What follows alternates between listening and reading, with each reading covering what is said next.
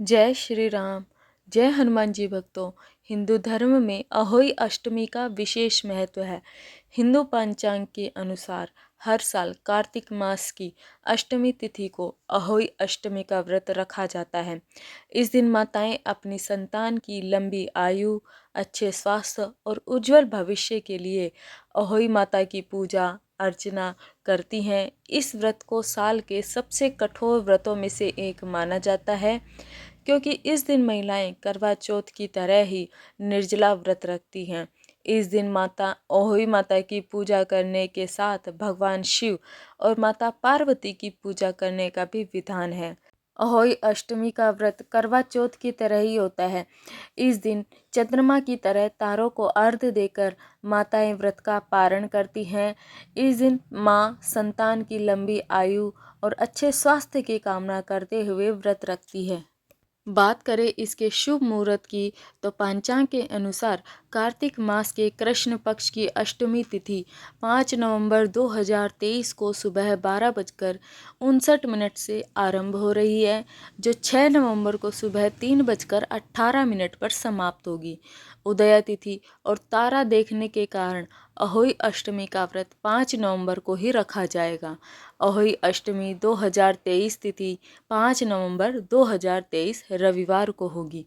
अहोई अष्टमी पूजा का शुभ मुहूर्त शाम 5:33 से 6:52 तक रहेगा और तारों को देखने का समय शाम 5:58 पर होगा। अहोई अष्टमी का अष्टमी तिथि को रखा जाता है, जो दिवाली से एक सप्ताह पहले पड़ता है। इस व्रत को महिलाएं अपनी संतान के लिए रखती हैं। इस दिन अहोई माता की तस्वीर के साथ सेई और सेई के बच्चों के चित्र की पूजा करने का विधान है। इस दिन कठोर व्रत रखने के बाद शाम को तारों को देखने के बाद ही व्रत को तोड़ने का विधान है। अहोई अष्टमी को लेकर यह भी मान्यता है कि जिन महिलाओं को संतान की प्राप्ति नहीं हो रही हो या फिर बच्चों की गर्भ में ही मृत्यु हो जाती हो, तो उन्हें अहोई अष्टमी का व्रत जरूर रखना चाहिए। अहोई अष्टमी के व्रत में पूजा के साथ ही व्रत कथा सुनने का भी खास महत्व है। मान्यता है कि इस कथा को सुनने के बाद ही आपका व्रत पूर्ण माना जाता है। माताएं संतान की दीर्घायु के लिए पूरे दिन निर्जला व्रत रखती हैं और दोपहर के बाद अहोई माता की पूजा करती हैं और शाम को तारों को अर्घ्य देकर व्रत तोड़ती हैं। तो आइए हम सभी अहोई माता की व्रत कथा का श्रवण करते हैं। जय अहोई माता। एक साहूकार था जिसके 7 बेटे और 7 बहुएं और एक बेटी थी। दिवाली से पहले कार्तिक की अष्टमी को सातों बहुएं अपनी इकलौती ननंद के साथ जंगल में जाकर खदान में मिट्टी खोद रही थी। वहां शाहू की मांद थी। मिट्टी खोदते समय ननंद के हाथ से शाहू का बच्चा मर गया। इससे शाहू माता बहुत नाराज हो गई और बोली, मैं तेरी कोख बांधूंगी। तब ननंद अपनी सातों भाभियों से बोली, तुम में से कोई अपनी कोख बंधवा लो। सभी भाभियों ने अपनी कोख बंधवाने से इनकार कर दिया, परंतु छोटी भाभी सोचने लगी, अगर मैंने अपनी कोख नहीं बंधवाई तो सासू जी नाराज होंगी। यह सोचकर ननंद के बदले में छोटी भाभी ने अपनी कोख बंधवा ली। अब इसके बाद उसको जो भी बच्चा होता वह 7 दिन का होकर मर जाता। एक दिन पंडित को बुलाकर उसने पूछा कि मेरी संतान 7वें दिन ही क्यों मर जाती है।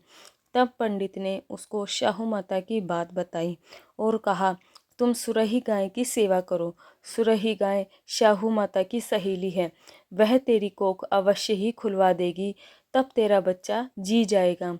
अब वह बहुत जल्दी उठकर चुपचाप सुरही गाय के नीचे साफ सफाई कर आती। सुरही गाय ने सोचा, रोज उठकर मेरी सेवा कौन कर रहा है, सो आज मैं देखूंगी। गौ माता खूब सुबह सवेरे उठी, देखती है कि साहूकार के बेटे की बहू उसके नीचे साफ सफाई कर रही है। गौ माता उससे बोली कि क्या मांगती हो। साहूकार की बहू बोली, शाहू माता तुम्हारी सहेली है और उसने मेरी कोख बांध रखी है, सो मेरी कोख खुलवा दो। गौ माता ने कहा, अच्छा ठीक है। अब तो गौ माता समुद्र पार कर साहूकार की बहू को अपनी सहेली के पास लेकर चल पड़ी। रास्ते में बहुत कड़ी धूप थी, सो वह दोनों एक पेड़ के नीचे बैठ गई। थोड़ी देर में एक सांप आया। उस पेड़ पर गरुड़ पंखनी का एक बच्चा था। सांप उसको डसने लगा। तब साहूकार की बहू ने सांप को मारकर ढाल के नीचे दबा दिया और बच्चे को बचा लिया। थोड़ी देर में गरुड़ पंखनी आई तो वहां खून देखकर साहूकार की बहू को चोंच मारने लगी। तब साहूकार की बहू बोली कि मैंने तेरे बच्चे को नहीं मारा, बल्कि सांप तेरे बच्चे के करीब आया था, मैंने तो उससे तेरे बच्चे की रक्षा की है। यह सुनकर गरुड़ पंखनी बोली कि अच्छा, मैं तुमसे प्रसन्न हूँ, तुम मांग क्या मांगती है। वह बोली, 7 समुद्र पार शाहू माता रहती है, हमें तू उनके पास पहुँचा दो। तब गरुड़ पंखनी ने दोनों को अपनी पीठ पर बैठाकर शाहू माता के पास पहुँचा दिया। शाहू माता उसको देखकर बोली, आ बहन, बहुत दिनों बाद आई है। फिर कहने लगी, बहन, मेरे सिर में जुएं पड़ गई हैं। तब सुरही के कहने पर साहूकार की बहू ने उसकी सारी जुएं निकाल दी। इस पर शाहू माता प्रसन्न होकर बोली, तूने मेरे सिर में बहुत सलाई घेरी है, इसलिए तेरे 7 बेटे और 7 बहू होंगी। वह बोली, मेरे तो एक भी बेटा नहीं है, 7 बेटे कहाँ से होंगे। शाहू माता बोली, वचन दिया है। तब साहूकार की बहू बोली, मेरी कोख तो तुम्हारे पास बंद पड़ी है। यह सुन शाहू माता बोली, तूने तो मुझे ठग लिया, पर जा, तेरे घर में तुझे 7 बहुएं और 7 बेटे मिलेंगे। तू जाकर अजमन करियो, 7 अहोई बनाकर 7 कढ़ाई करियो। वह लौटकर घर आई तो वहां देखा कि 7 बेटे 7 बहुएं बैठी हैं। वह खुश हो गई। उसने 7 अहोई बनाई, 7 उजमन किए और 7 कढ़ाई करी। शाम के समय जेठानियां आपस में कहने लगी कि जल्दी जल्दी पूजा कर लो, कहीं छोटी बच्चों को याद करके ना रोने लगे। थोड़ी देर में उन्होंने अपने बच्चों से कहा, अपनी चाची के घर जाकर देख आओ कि आज वह अभी तक रोई क्यों नहीं। बच्चों ने आकर कहा, चाची तो कुछ मान रही है, खूब उजमन हो रहा है। यह सुनते ही जेठानियां दौड़ी दौड़ी वहां आई और आकर बोली कि तूने कोख कैसे खुलवाई। वह बोली, तुमने तो कोख बंधवाई नहीं, सो मैंने कोख बंधवा ली थी। अब शाहू माता ने कृपा करके मेरी कोख खोल दी है। हे शाहू माता, जिस प्रकार आपने उस साहूकार की बहू की कोख खोली, उसी प्रकार हमारी भी कोख खोल देना और सबको संतान सुख देना। एक कटोरी में गेहूं के दाने या फिर हल्दी चावल लेकर यह कहानी जरूर सुनें। वीडियो अच्छी लगी तो वीडियो को लाइक करें। चैनल को आप सब्सक्राइब भी कर सकते हो। जय श्री राम, जय हनुमान जी, जय अहोई माता। आप सभी का दिन शुभ और मंगलमय हो।